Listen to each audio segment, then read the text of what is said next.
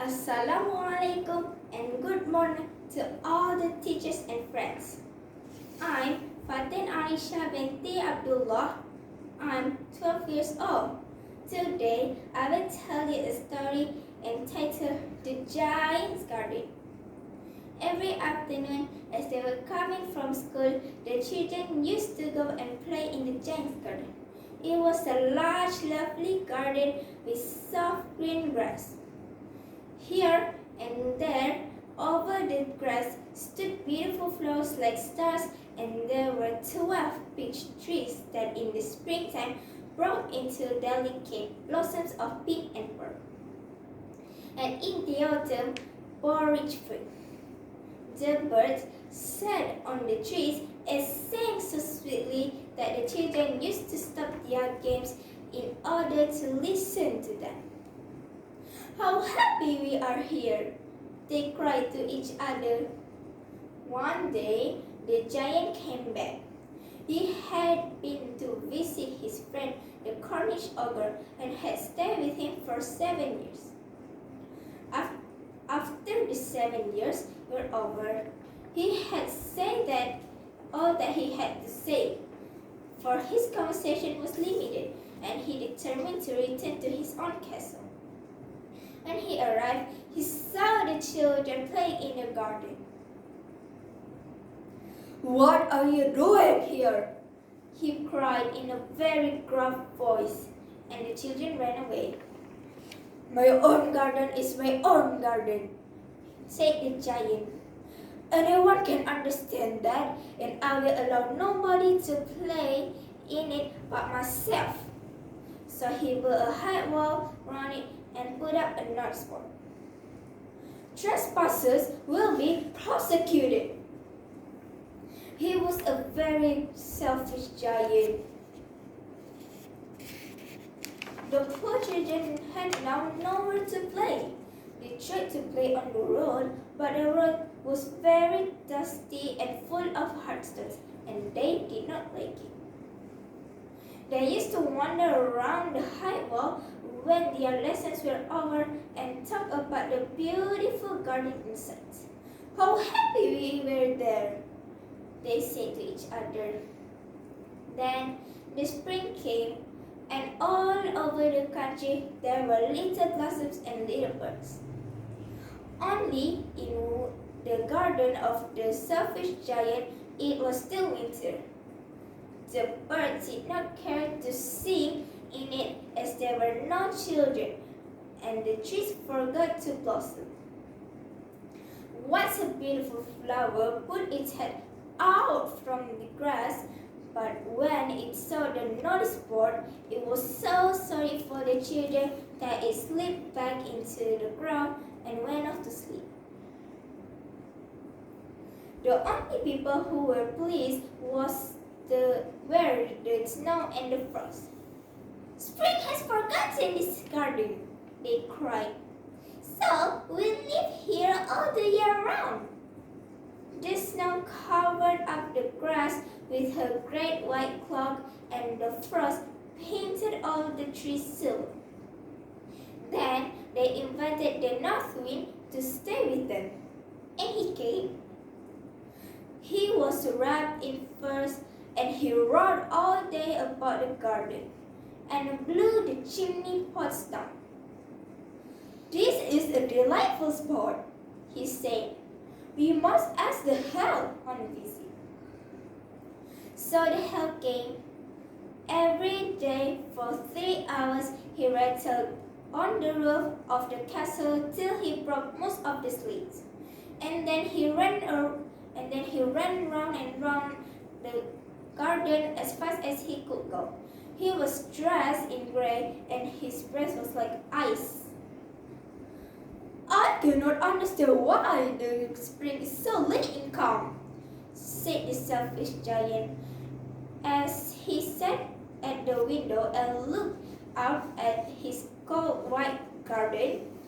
"I hope there will be a change in the weather." But the spring never came, nor the summer. The autumn gave golden fruits to every garden, but to the giant she gave none. He is too selfish, she said. So it was always winter time, and the north wind and the hail and the frost and the snow danced about through the trees. One morning, the giant was lying awake in the bed when he heard some lovely music. It sounded so sweet to his ears that he thought it must be the king's musicians passing by. It was only a little linnet singing outside his window, but it was so long since he had heard a bird sing in his garden that it seemed to him to be the most beautiful music in the world. Then the hail came. Then the hail stopped dancing over his head, and the north wind ceased roaring, and a delicious perfume came to him through the open casement. "I believe the spring has come at last," said the giant. He jumped out from bed and looked out. What did he see? He saw a most wonderful sight. Through a little hole in the wall the children had crept in, they were sitting and in the branches of the trees. In every tree that he could see, there was a little child. And the trees were so glad to have the children back again in that day, had covered themselves with blossoms and were waving above their arms gently above the children's heads. The birds were flying and twittering with delight, and the flowers were looking up through the green grass and laughing. It was a lovely scene. Only in one corner it was still winter. It was the farthest corner of the garden, and in it was standing a little boy. He was so small that he could not reach up the branches of the tree, and he was wandering all around it and crying bitterly. The poor tree was still quite covered with frost and snow, and the north wind was blowing and roaring above it. "Climb up, little boy, climb up," said the tree, and it bent its branches as low as it could, but the boy was too tiny. The giant's heart melted as he looked out.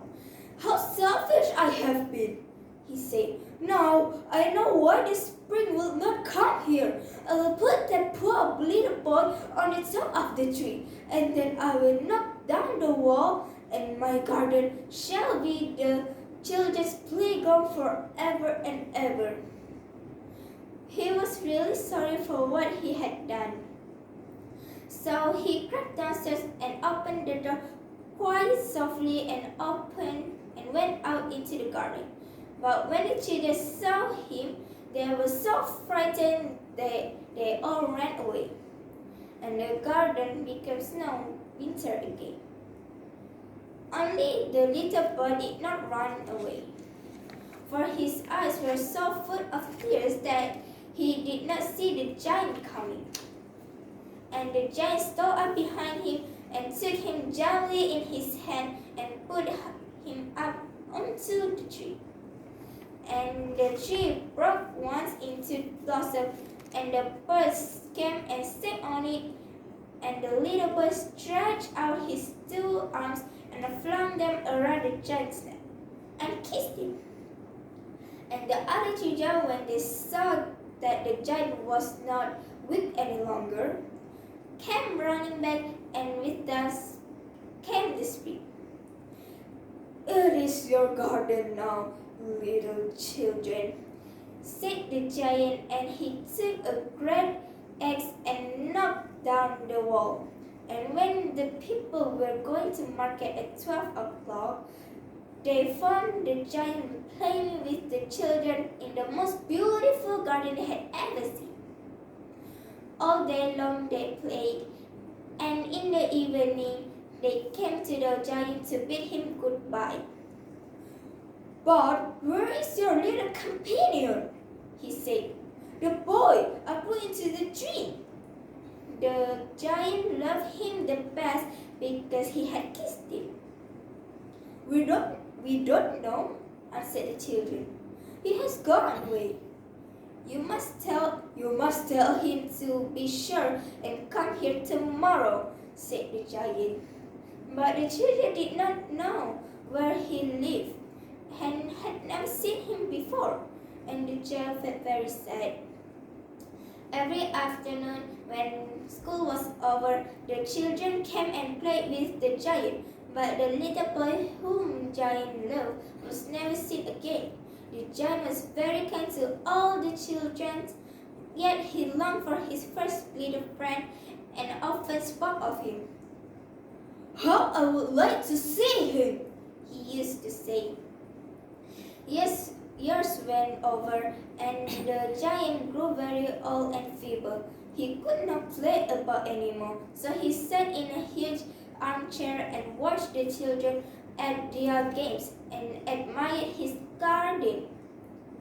I have beautiful flowers, he said, but the children are the most beautiful flowers of all.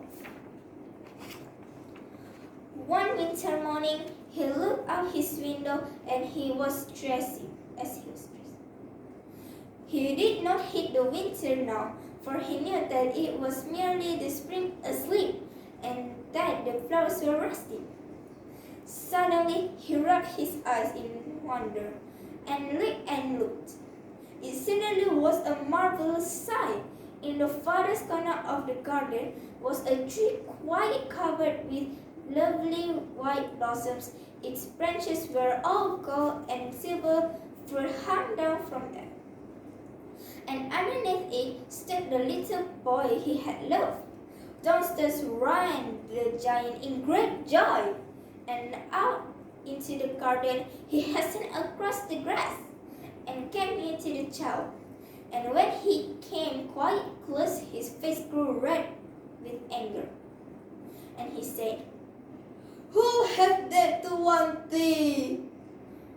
For on the palms of the child's hand were the print of 2 nails, and the print of 2 nails were on the little feet. Who hath dared to want thee? Cried the giant. Tell me that I may take my big sword and slay him. Nay, answered the child, but these are the ones of love. Who art thou? Said the giant, and a strange awe fell on him, and he knelt before the little child. And the little child smiled on the giant and said to him, You let me play once in your garden. Today you shall come with me to my garden, which is paradise.